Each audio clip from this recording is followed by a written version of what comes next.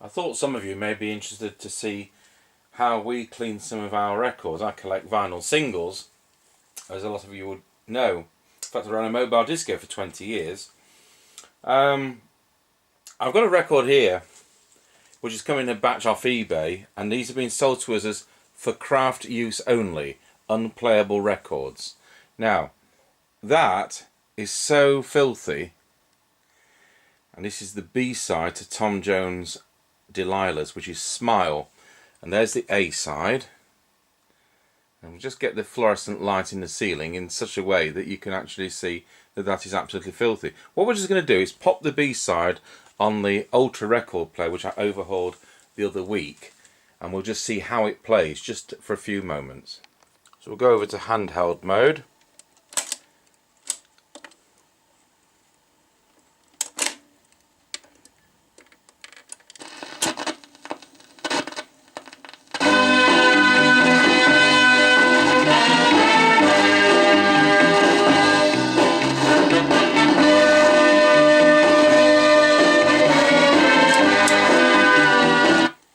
Okay, so we've heard there, it skipped at the beginning, and it's noisy, it's patchily noisy, isn't it?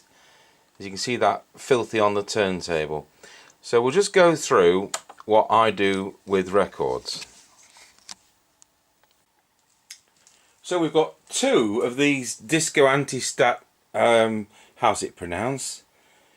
Knosti thingies. Bought those second hand off eBay, bought two of them.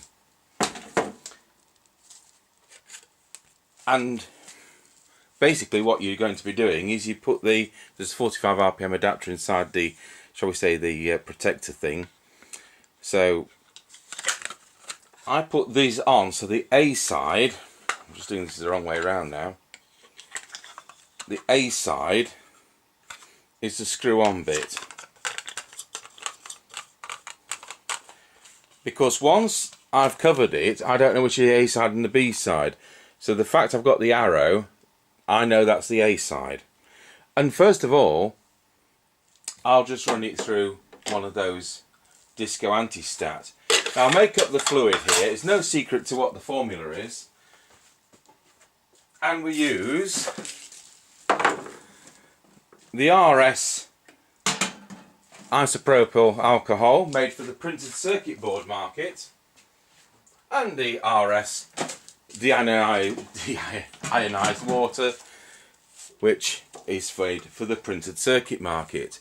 And I mean, these audio files, oh, they want the purest of the purest of the pure, and I don't actually frankly get it. These are made for the printed circuit market. They have to be mega pure. You all know that if we started etching printed circuit boards with bits on the in the chemical, then it wouldn't etch properly and it would be written off. So I use these industrial things. They're not that expensive. I think that's £12.95 plus VAT trade. I think that's £5.95 plus VAT trade. It's not the end of the world. It's not £1 million. And I use two different wetting agents.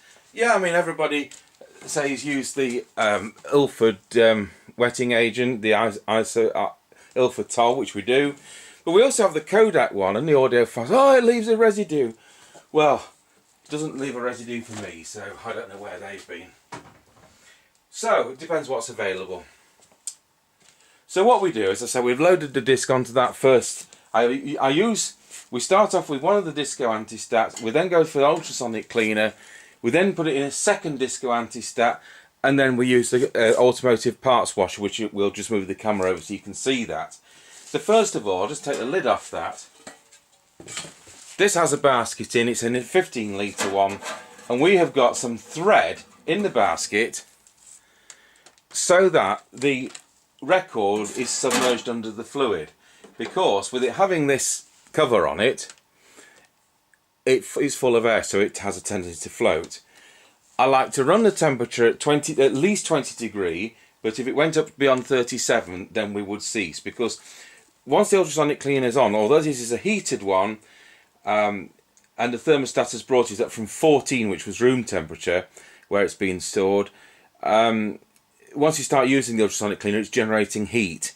So we don't want to run it beyond 37. I don't want to start melting the records. So I'm going to put that in there,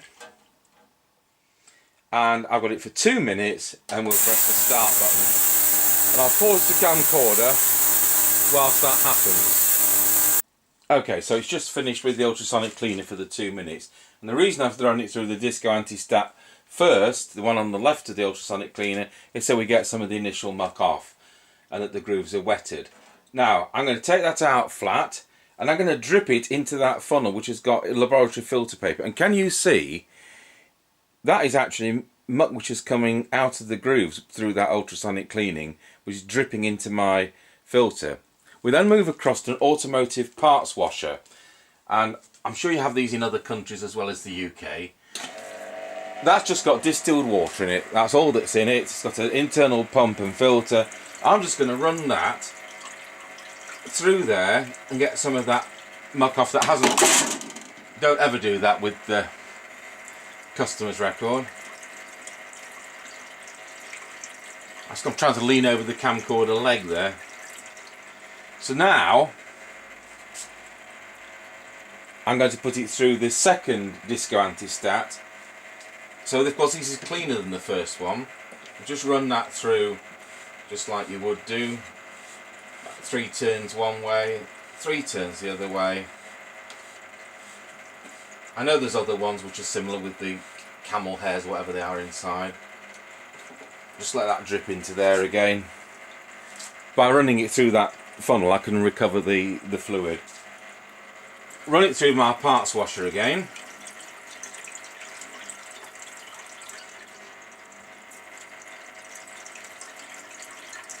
This time without dropping it. And hopefully we've got a cleaner record. Now I'll let that dry and then we'll come back to the camcorder. Whilst that record's drying, I will just show you what's inside this funnel of dirty fluid. You can see how dirty that filter paper is. I have done 16 records in that. So it just shows how the drippings are dirty, which is why I don't want to contaminate the fluids, and we like to drip the residue straight into that filter. Right, we'll just wait for this to dry and then we'll see whether it plays or whether it's still unplayable. Right, and now for the moment of truth, the B-side, Smile, Tom Jones. This will probably call me a liar. And see if the unplayable record is now playable.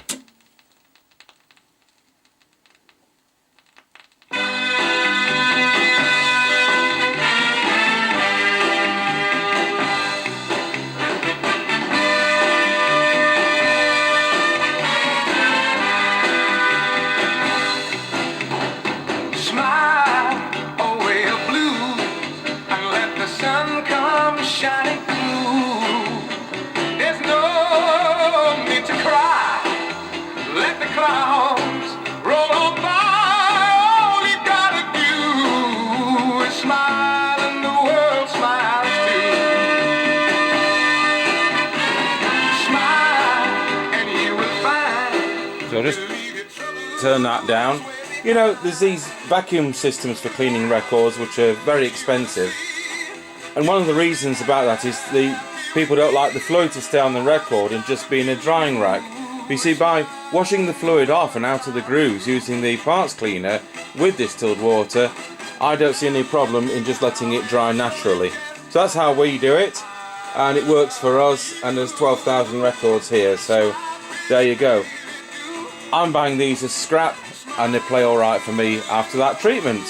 So thank you for watching. It's another record brought back to life on a record player we brought back to life.